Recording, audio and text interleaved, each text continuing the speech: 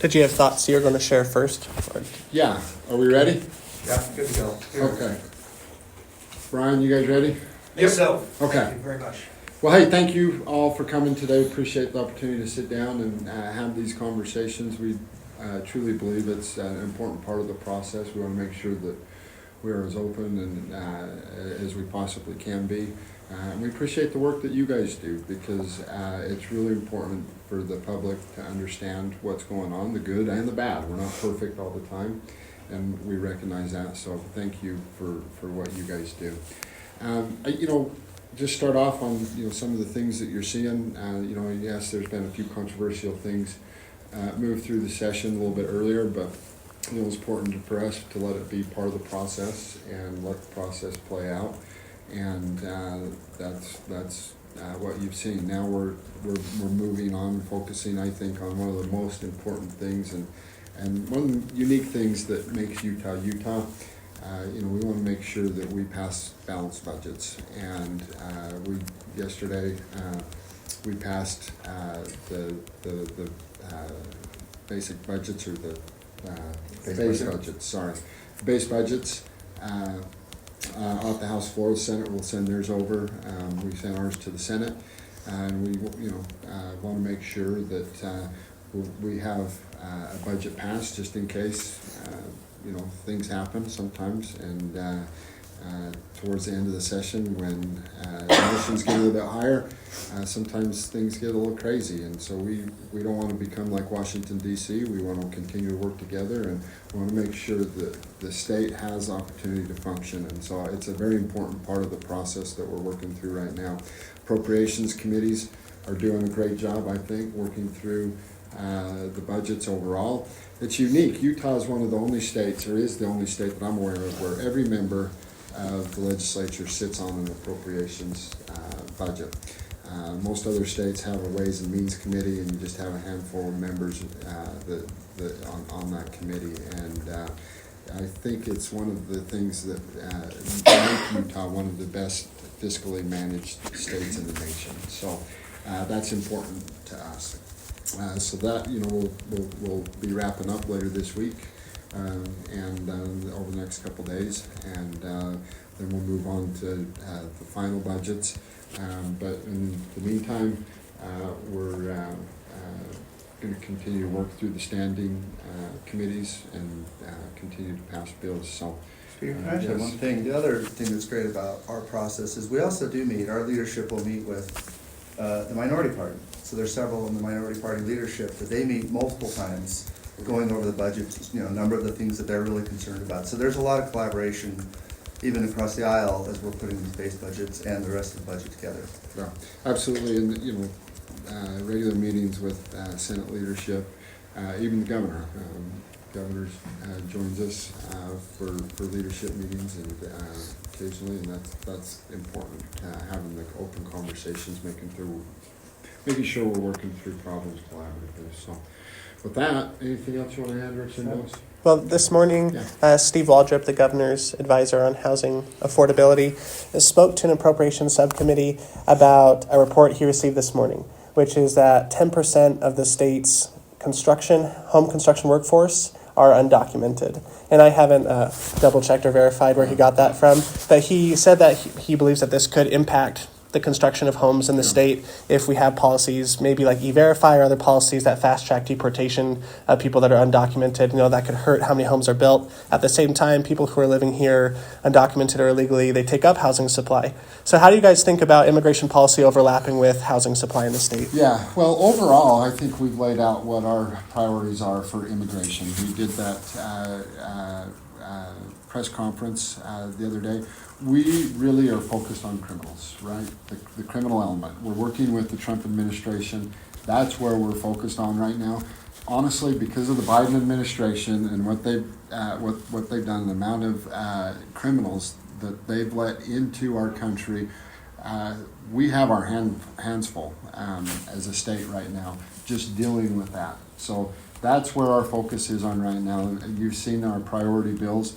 And that's our focus on those things. And deportations, that's something that's always talked about. I know Obama administration was talking to the governor this morning that, he mentioned that Obama administration, I think, don't quote me on this, but you look it up if it's right, or quote me on it, I guess, but the Obama administration deported 3 million people during his time in office. My understanding is the Trump administration deported 500,000 people during his first 4 years in office.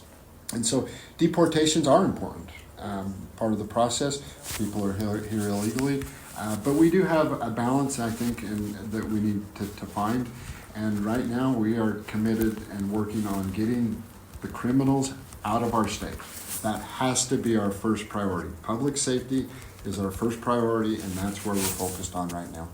Well, Trump's White House press person said yesterday that anyone living here who entered the country illegally, they would classify as criminal. But I'm just wondering, how these policies might overlap with, housing or housing supply. Or have you guys not considered that? I don't believe impact? anything that we're doing here in the state of Utah has anything to do with that one way or the other. Right now, our communications with the Trump administration and with ICE is 100% focused on criminals. That's where the focus is right now. To my knowledge, nothing has changed. We just had a meeting on this yesterday with the executive branch, and that's where our focus is right now. So, something changes, I think we can talk about it at that point in time. Okay, thank you. If we can pivot to election reform, the House has a proposal from Representative Burton, HB 300. Senate leadership has said they'll have an alternative proposal. Yeah. I'm curious if you can give any insight into what those negotiations are looking like, and if you'll be able to avoid a stalemate on that. Well, I think we will be. That's part of the process, right? We understand, we threw out an idea. We're working collaboratively right now with election officers in the state. We think it's a really good idea. Still preserves the aspects of the mail-in voting or the vote by mail that our citizens like the most, and that's getting their ballot in hand and having the opportunity to study it, do the research. We actually think that's a really good thing. We support that. But then there's a security issue, and the audits show it, and we have a security issue that we need to look at. 81% of Americans, based off of a Pew poll, think that you need to show ID at the time of voting. And so we really like the proposal Representative Burton has. I think it's somewhere, we'll land on somewhere between 5 and 10 days that the citizens have to then take their ballot, paper ballot, to a polling location, show your ID, and drop it off. There will also be an opt-in component to that, that people can opt in for a mail-in ballot if they want. We need to find ways to make sure that we can secure that mail-in ballot and make sure that the person who's actually the person that's supposed to be voting is the one filling out that ballot and voting. So we're having those conversations. It's been very collaborative so far between the elections officers, between the House, between the Senate. We recognize there are some concerns that's out there. We'll work through the process and try to address as many of the concerns as So is there we can. anything you'd be willing to budge on to get through the Senate? Well, look, we want good policy. We recognize that what we've talked about so far, there's a few concerns, okay? And so we're working to address those concerns. So absolutely, we are willing to get good policy, and that's where our focus is on. How much would this cost to implement if we implemented Representative Burton's Yeah. bill? Because it looks like it's a lot of labor costs Yeah. with staffing 2 people at every drop box for however many hours a day, 24 hours a day potentially. Yeah, so there will be some additional costs, but there will also be some cost savings. So let me go through a couple of points with you. So we have 3 audits now that say signatures need to be tightened, right? The verification process on the signatures need to be tightened. You look at how much time and effort gets put into verifying the signatures, and then if you tighten those signatures up, you're going to increase the amount of ballots that are rejected. So then they have to go through the whole cure process. So then how much staffing and requirement, and then honestly, the onerous responsibilities on the citizens at that time to go through the signature or through the curing process. And that is an issue that we know has to be addressed. So we know that's coming. Also, the postal savings, it costs the state and the elections, the counties, a lot of money for the postmarks. So those are some savings there. So we think there's some reallocations that could take place and will likely take place. But if there is additional revenue required, which there probably is, to have safe, secure elections is, I think, one of the most important things. And so we will prioritize funding. We'll work together with our county clerks all across the state to make sure that we get it right. But, it still would be less than if you went back to same-day in-person voting all across the state. So you take those things together, and to me, it's not a funding issue because we have a constitutional obligation to make sure we have safe and secure elections, and this helps move that needle in the right direction. So the funding will get worked out. Do you It's a anticipate- different topic. There are some numbers out there, perhaps you have seen them, that show that school districts have very high balances when it comes to investment and savings accounts. In some cases, close to $500 million. Are you concerned that school districts are saving too much money, especially given the reports that teachers are using their own funds to buy classroom supplies? It's interesting. I just heard these numbers just the other day, and that's, again, the importance of every member sitting on an appropriations committee, because if that didn't happen, we wouldn't know about this, and we wouldn't know about these numbers. And so, I think it's important that we have good reserves, right? I think to be fiscally managed, one of the best fiscally managed states in the nation, it's important that we have savings balances. We all know that that's important. The question then becomes, how big should those savings balances be? I think there's fair questions being asked. We look forward to the education community responding to why that is the case.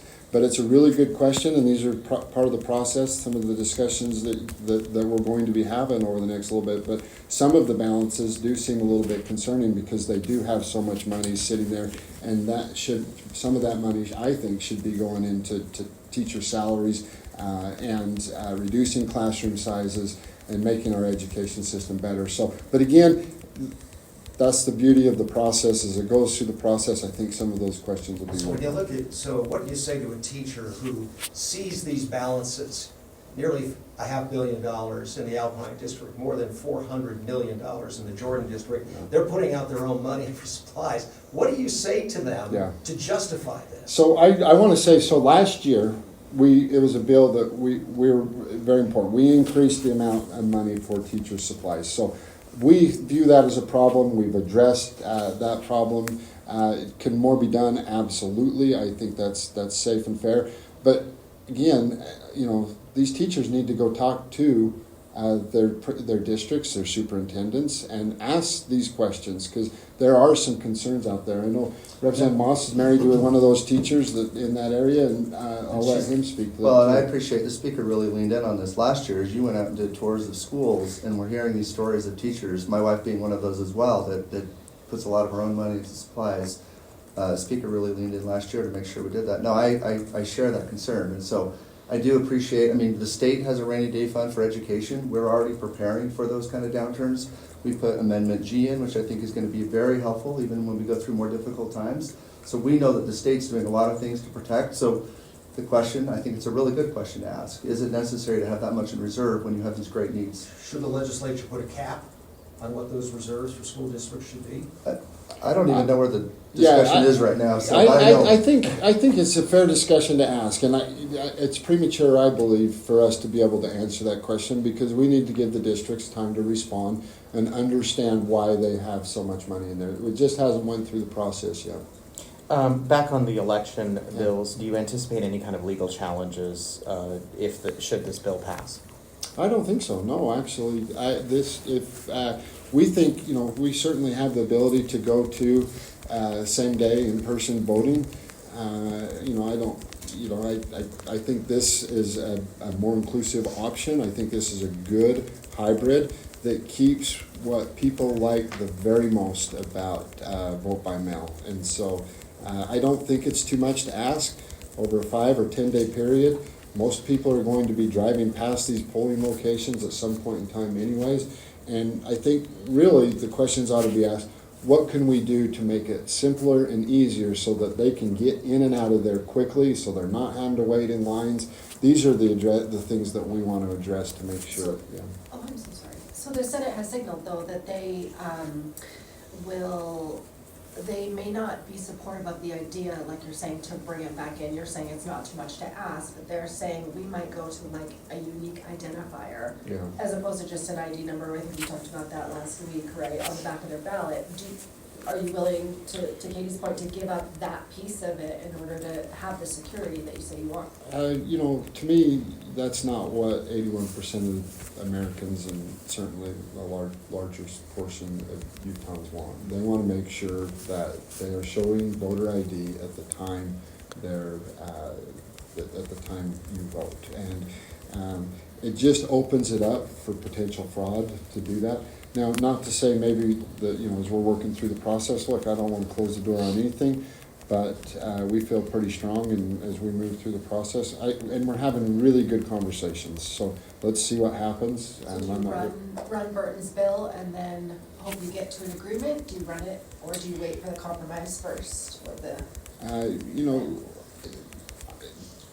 We're not going to slow down a bill, and we're not going to fast track a bill. As it moves through the process, we're going to continue to negotiate and again, address the problems that are out there. So we had a really good meeting today. I think we're addressing the concerns, and some of them they're valid concerns, and that's part of the process. We love what we're hearing, and we'll just keep moving through the process. What are your Time for thoughts one on, more, maybe two. Speaker, what are your thoughts on Lazenby's voter rolls cleanup bill, and do you expect to prioritize it here soon? I think it Yeah, received a so committee. that's one of the most frustrating things for me. We now have our second audit that shows our voter rolls in some counties are a mess. Some counties do an amazing job at voter rolls, but to have the election audit that came out a couple of years ago saying our voter rolls need some work. In some counties, they are a flat-out mess. Which counties are those, so you don't? I'm not going to get into which counties, but some are. Some do a great job, but that is problematic. That is extremely problematic, and for now to have 2 audits in a row saying that's problematic, and again, that's why we need to come back to make sure that we have more secure elections, is because. So anything we can do to help get the voter rolls more accurate is a win for the If citizens. I can ask Yeah. Sorry.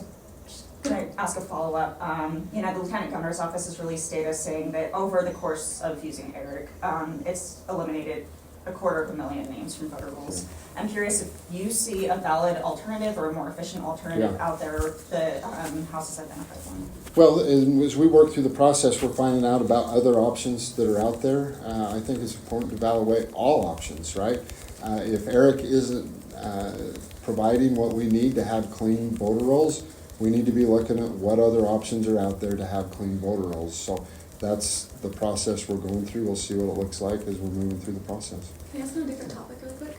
So House Bill 158 is going through committee today, and it will prevent state leaders from responding to international organizations like World Health Organization and United Nations. Yeah. What do you think of that? Yeah, I think this is, look, if we're going to be looking at creating a state of emergency here inside the state of Utah, it ought to be the citizens and the elected officials inside the state of Utah making those decisions, not outside organizations putting pressure on elected officials. We need to be listening to the people. We need to be listening to our local elected officials. That's who we need to be making the decisions on in regards to a state of Do you think emergency. that will affect response time to emergencies? I don't think so. No, I don't. we need to address what's happening here on the ground inside of Utah. We need those leaders, the governor, to look outside and look what's coming in. So I don't think so. But I don't see how it would slow the response. But that's a good question. Yeah. One last question, sorry. You got a bill on tiered water rates that's coming, and that could potentially upend how everyone pays for water in the state.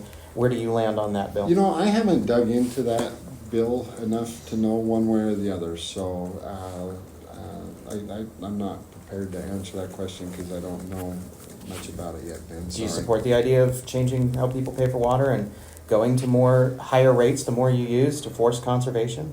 Well, conservation is extremely important, and then there's a lot of ways you can get to conservation. I think having that discussion as part of that is important. I don't know how I feel about it yet because I haven't dove into it yet, and I don't know what the other options are that are out there. I'm sure there are some that would say, yes, that's the way to go. I know there's others that would say, no, there's focus on other areas. So I can add to that. Yeah. Well, we did it in Saratoga Springs, so cities can already do this. Mm-hmm. We were one of the first to go to metered, and we also do a tiered water system in Saratoga. And so I think right now there already is the option to do that. I think it's been successful. So there's not, you can't not do it right now. It's just a question of where the state's at. But I can say in our city, there was a little bit of frustration when it happened, but I think it has been beneficial. But it was the local representatives that were able to make that decision. okay, thanks everybody. Thank you very much. Appreciate it. Thank you.